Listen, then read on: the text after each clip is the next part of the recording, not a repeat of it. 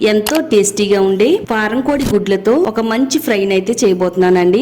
గుడ్లు సేర్ని అలాగే కందనకాయని లివర్ ని కడిగేసుకుని ఒక ప్లేట్ లోకి అయితే తీసేసుకుందాము. ఈ గుడ్లు సేర్ అనేది ఫారం కోడిలో దొరుకుతుంది, అలాగే నాటు కోడిలో కూడా దొరుకుతాయండి. బాయిలర్ కోడిలో గానీ బొంత కోడిలో గానీ ఇలాంటివి ఉండవండి. ఫ్రై చేయడానికి స్టవ్ పైన కడాయి పెట్టుకుని దీంట్లో ఒక 3 టేబుల్ స్పూన్ల వరకు ఆయిల్ వేసుకుందాము. ముందుగా కట్ చేసి పెట్టుకున్న ఉల్లిపాయ ముక్కల్ని ఒక 1/2 టేబుల్ స్పూన్ సాల్ట్ వేసుకుని ఉల్లిపాయలు కొద్దిగా వేగిన తర్వాత పచ్చిమిరపకాయలు కూడా వేసేసుకుందాము. టేబుల్ స్పూన్ అల్లం వెల్లుల్లి పేస్ట్ కూడా వేసుకుందామండి. బాగా వేగిన తర్వాత 3 టేబుల్ స్పూన్ల వరకు కారం వేసుకుందామండి. బాగా కలిసేటట్టుగా కలిపేసుకుని వేయించేసుకుందామండి.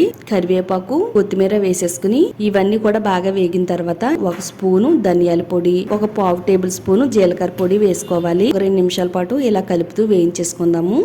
ఈ గుడ్లు సేర్ని లివర్ ని కందనకాయల్ని ఫస్ట్ వేయించేసుకోవాలి. స్టవ్ ని లో టు మీడియం ఫ్లేమ్ లో పెట్టుకుంటూ కొద్దిగా సాల్ట్ ని కూడా వేసేసుకుని, మనం ఆల్రెడీ ఫస్ట్ సాల్ట్ వేసాం కాబట్టి చూసి వేసుకోండి.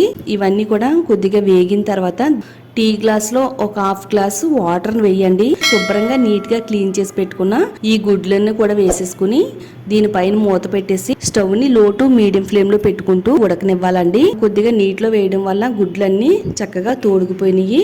ఇవి డైరెక్ట్ గా తినడానికి బాగుంటాయి, రైస్ లో కూడా కలుపుకుని తినడానికి కూడా చాలా బాగుంటుందండి. ఫ్రై అయితే మూత తీస్తూ మధ్యలో కలుపుతూ ఉండాలండి. మొత్తం అంతా కూడా బాగా దగ్గరగా వచ్చిన తర్వాత 1 టేబుల్ స్పూన్ చికెన్ మసాలా వేసుకోవాలి. కొత్తిమీర జల్లుకుని మరొకసారి మొత్తం అంతా కలిపేసుకుని కొద్దిసేపు అయితే స్టవ్ సిమ్ లో పెట్టి అలా ఉంచేద్దామండి. ఈ ఫ్రై రైస్ లోకి బాగుంటుంది, రసంలోకి గానీ సాంబార్ లోకి గానీ పప్పుచారులోకి గానీ నంచుకుంటే చాలా బాగుంటుందండి. అప్పుడప్పుడు చేసుకుని తింటే హెల్త్ కి కూడా చాలా మంచిదండి. ఛానల్ ని సబ్స్క్రైబ్ చేసుకోండి, వీడియోని లైక్ చేయండి.